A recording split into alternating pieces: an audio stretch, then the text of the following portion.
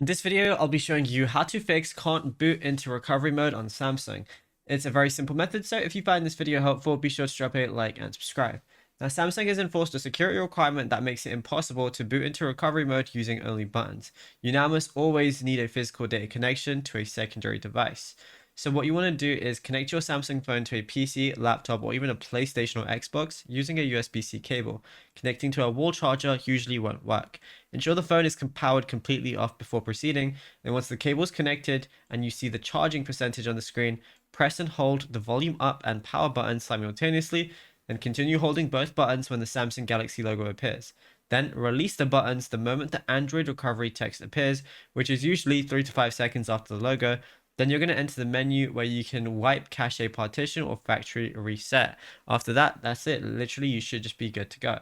Once the cable's connected and you see the charging percentage on the screen, you just want to make sure you press them simultaneously, like the volume up and side button, and not just like one at a time, because otherwise it won't work. Now, if you found this video helpful, drop a like and subscribe.